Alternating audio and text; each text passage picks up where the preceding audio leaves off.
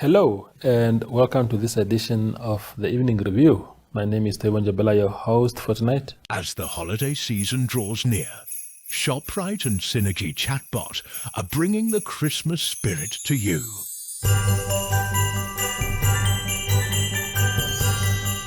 Watch out for Santa's wishlist and buy your favorite newspaper on Monday the 18th of November to send your wish list to Santa.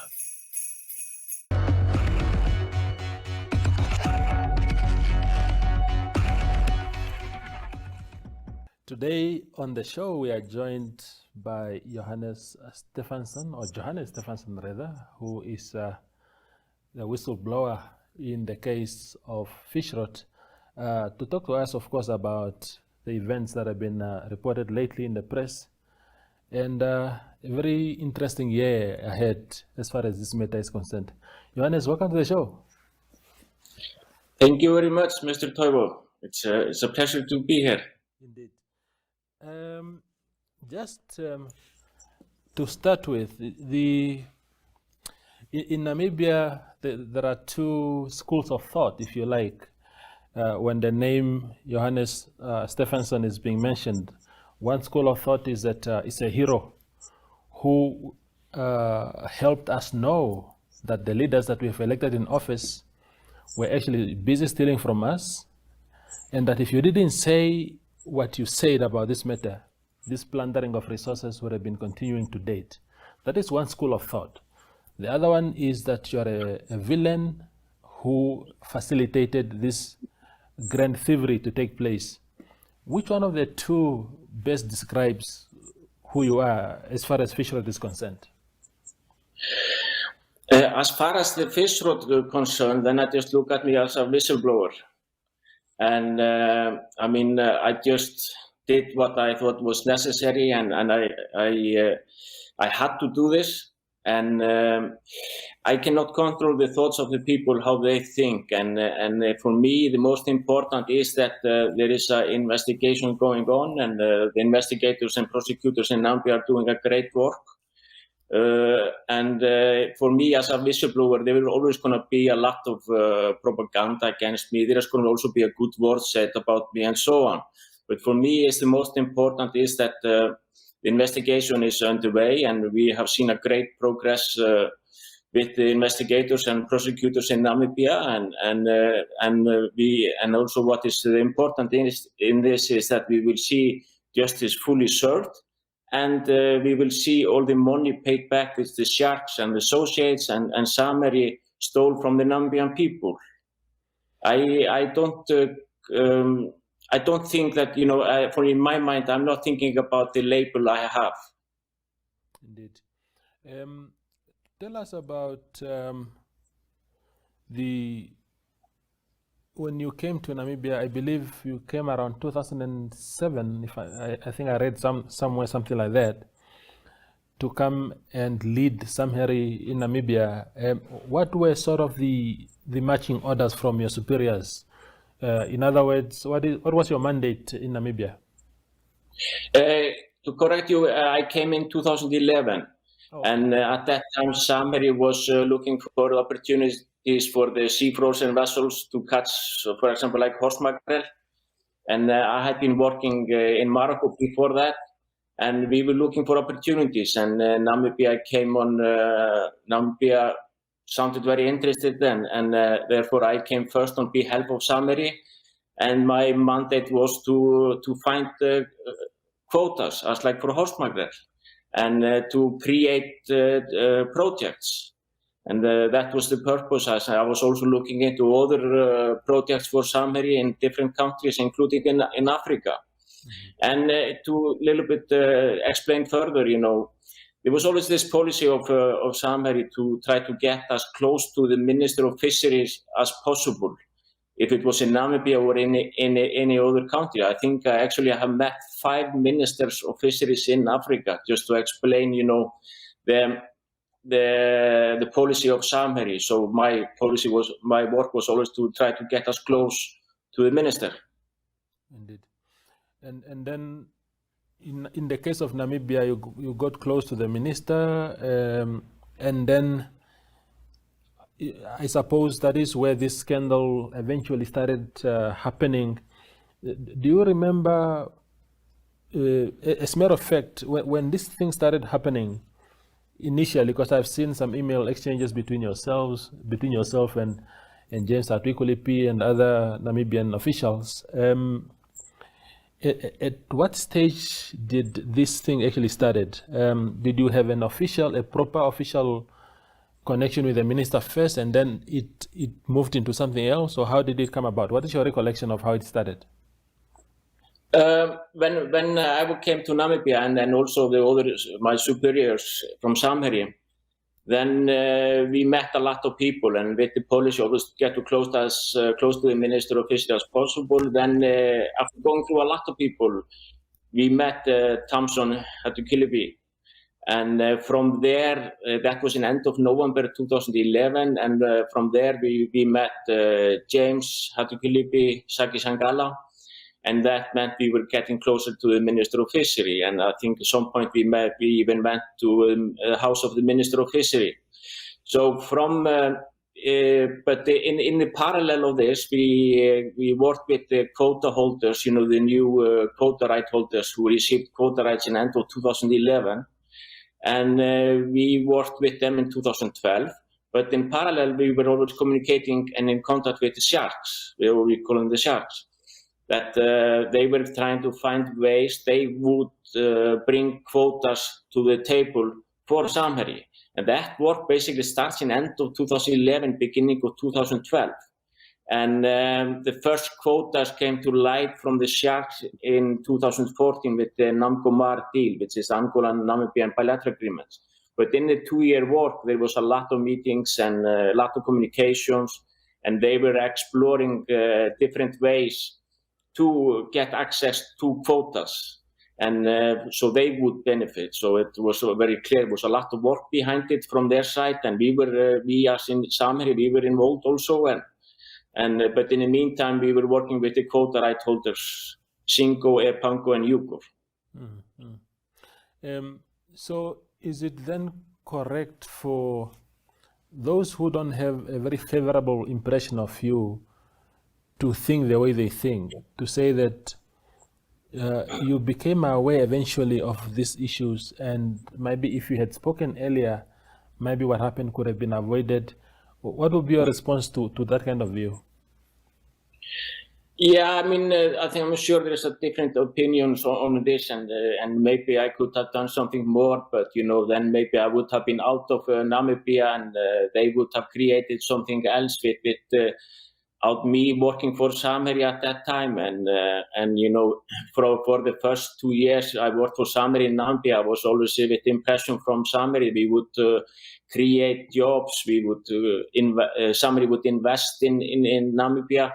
So I was a little bit blinded by that, because I came to Namibia to do good deeds. But with the time I started in around 2014, I started to realize they were not going to do anything good for the Namibians. I would start to be more unhappy working there. And in the middle of 2016, I left. Then the shark quotas had been delivered in 2014, 15, and 16, but it started to increase a lot, the quotas from the sharks in 2016 and onward. So I was in the birth, basically. I was in the preparation in the birth of the so-called of the Fishrot corruption, because it got much bigger after I left. And it's possible I could have done something before, and possible it's not, but also keep in mind that, it was also a little bit process for me to understand what I had been part of. And even though, when I left, I was always going to fight for the rights of the 3 quota holders who were working with Samherji and the company Arctic Nam Fishing with the vessel Heinaste. And it's only 1.5 years later after I left, I decided I would also go, expose the sharks. But I was always going to expose the wrongdoings of Samherji, because from the first year, they were also making a lot of tax evasion schemes, money laundering, and so on, basically to leave nothing in Namibia. And that, I was aware of that, but, I was also working for this big corporate company, and, this was okay, this is how they do business. And it's also with the first bribe payments in Namibia, I was just in the passenger seat. And so, okay, this is how they do it. But I was aware this was illegal. How much of what was going on was known by your superiors in Samari? Did they know that there was this going on, or was it only you and the Namibian guys that were sort of dealing with this? Oh, they knew everything. I mean, this is all done in I took their instructions. As I said, they instructed me how to make tax evasion schemes and get money out of Namibia and leave us little or nothing in Namibia. And as I said earlier, the first bribe payments, they were done by my superior. And after that, I was the man on the ground just to receive communication from the sharks and deliver it to my superiors in Samherji. And they gave me instructions, yes and no. And then also some of my superiors, they met, of course, the sharks several occasions. Indeed. Are you a wealthy man? Do you have property and houses and nice cars accrued from this scheme like others? No, I have not. And I have what I had earned before. I was just an employee of Samherji.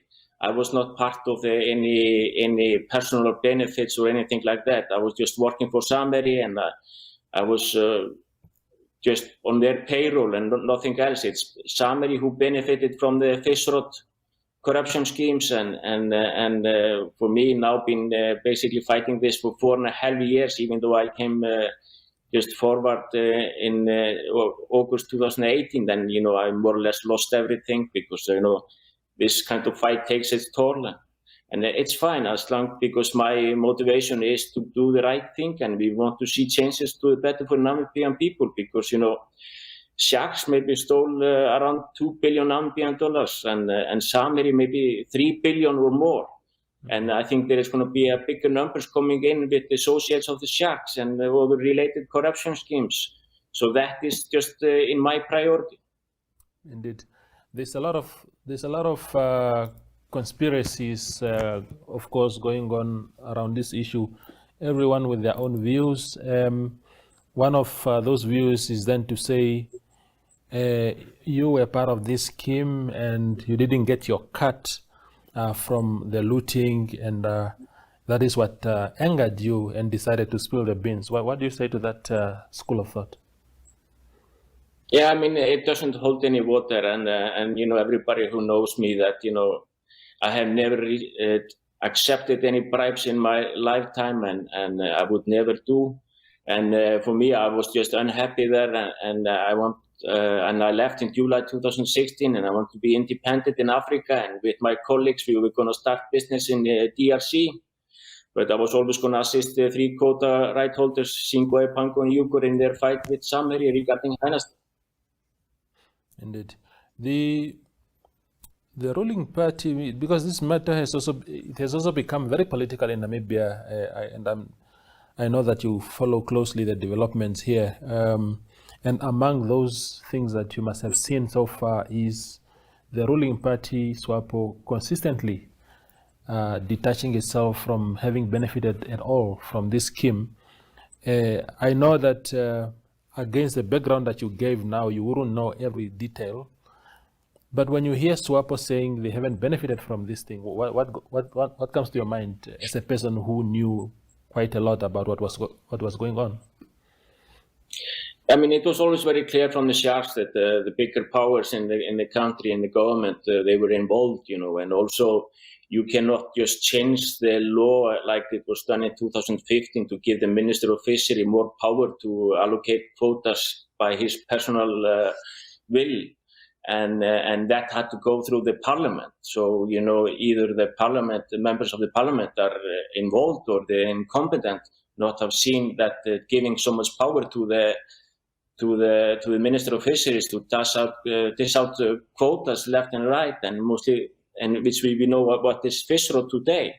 And also, the bilateral agreement between Namibia and Angola, this is the government between 2 governments. So, of course, there has to be a bigger powers involved because it has to go through procedures to a lot of approvals among higher politicians. And I mean, I can only say what the Sharks told me, and they said the bigger powers were involved. And I always remember there are 2 payments which James asked in end of June. That was, he said, was for the current president to secure his power in Swapo. It was end of June, and it was for him to secure power in the upcoming internal election within Swapo, which I think was 2 months later. And then James asked for 1.5 million, which was paid to his one of his company. And in July 2014, he asked for $5 million Namibian dollar, which was paid, and that was paid to the Townsend Kilby company. That was also set for the higher level politicians because, you know, they had assisted to drive the Namgomar deal through the bilateral agreement between Namibia and Angola. So it's you know, I think it's impossible for the Sharks just to be alone in this, you know, because you are changing the law, you're making bilateral agreements between 2 countries, you know. I mean, the Foreign Affairs Minister must also be involved, and Attorney General, who was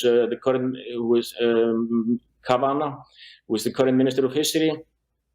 He was Attorney General to 2015, and you know, you need a lot of power to do these changes of the law and make bilateral agreements. So in my mind, there is no question there is a higher level politicians involved.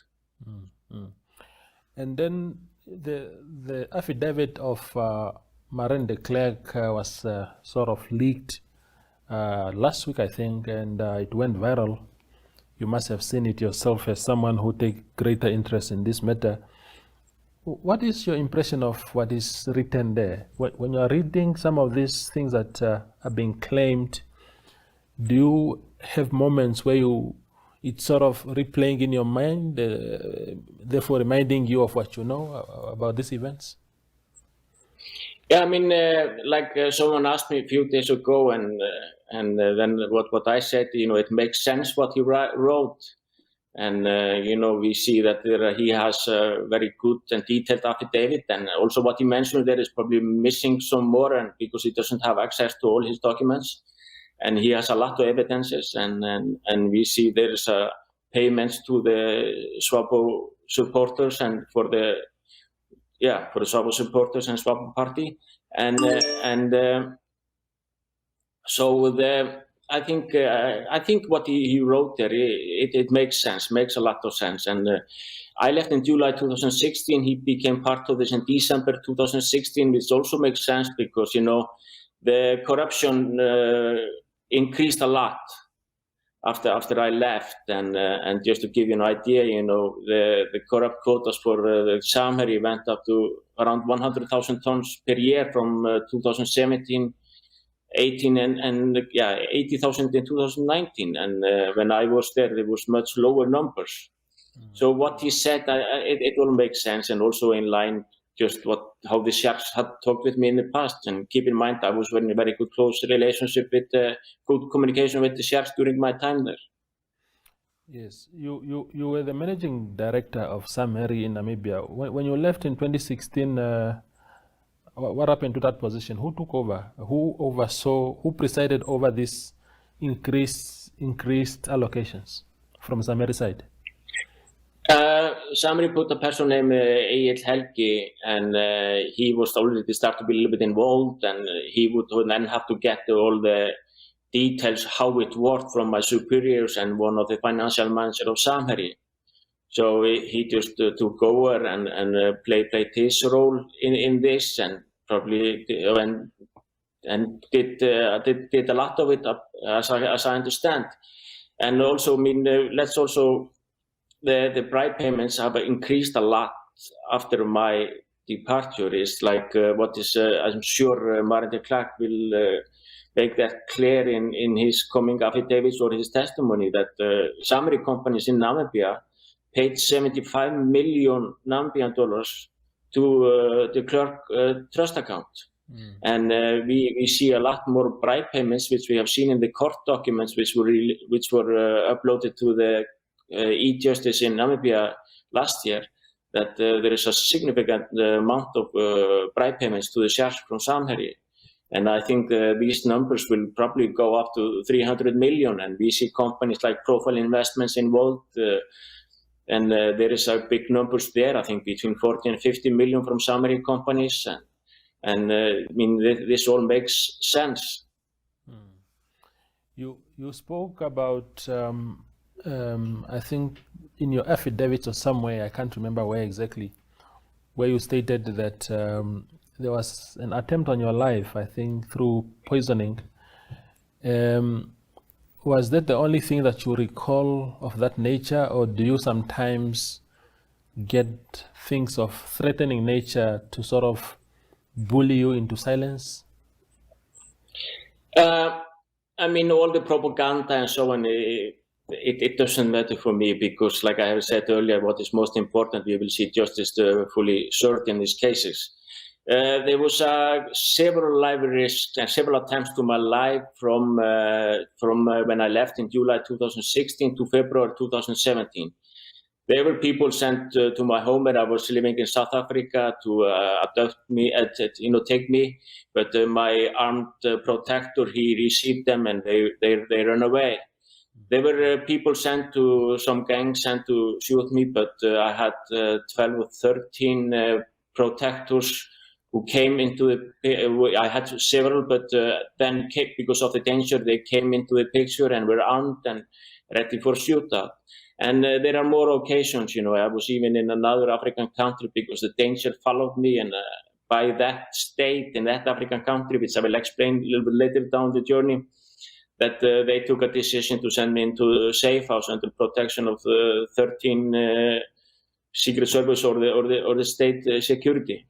So, I mean, and there are more.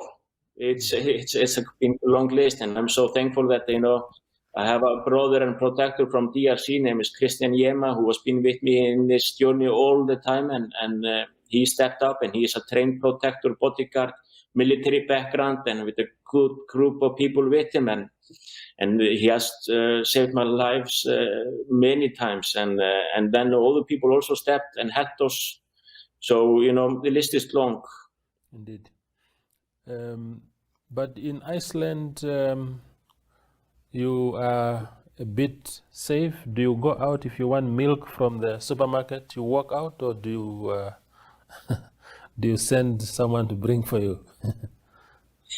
No, I walk out, and but I've been living this life a long time ago. Adjusted to this kind of life, and I just do my own safety and security protocols with Christian and other good advisors who have helped us a lot, and we follow what's happening, and we get information from here and there, and I get good advices, and I just stay low profile, and I don't give any opportunity on me. And when I travel in Europe and so on, then I'm always strongly advised to have bodyguards, which I have in the past and will always do. So we take it very seriously, and we do it. It's a work, and it's just a way of living today, and I'm very much fine with that. It's because it's part of the journey to make changes to better for Namibian people, and we will not stop until we have seen that through. Indeed. I have two last questions for you. One is, there's a trial coming up. Pre-trial is actually scheduled for April, if I'm not mistaken, and you are being brought in as you might testify, as a matter of fact, in this matter. Are you in what capacity are you going to testify? Is it as a state witness and therefore excused from prosecution, or what are the arrangements, or if you're at liberty to shed light on that? Yeah, the pre-trial will start on 22nd of April, and as I understand, I will come to the main trial, which will probably be later in the year. And I haven't got any new details, but I'm coming there to testify, and that is the only thing basically I know. And I believe I will be there as a state witness, but all the details have to be ironed out, and etc. But I'm coming to testify no matter what. But as far as you know, you are not criminally charged in this matter, are you? No, there has been no information indicating that, and we have seen that on the court documents uploaded to the e-justice in Namibia last year that my name is not one of the suspects. I think there are 5 people from Samherji, but it doesn't include mine. But in Iceland, I have a status of a suspect because here there is no law who will protect me as a state witness or whistleblower. But I'm one of the have the status of the suspect here, even though I came forward to the Icelandic authorities. So there's a lot of legal complications going to be in Iceland and Namibia and so on, but we work on it. Okay. The very last question, Jóhannes, to you, and it's a very light one, really, is, people hear about this man who has come forth so bravely with so much information leading to the current situation. People are arrested. 2 former ministers are in jail, awaiting trial. There isn't much known about Jóhannes the person. Who are you? Are you a father? Are you a husband? Are you? How does your typical day look like, as a matter of fact?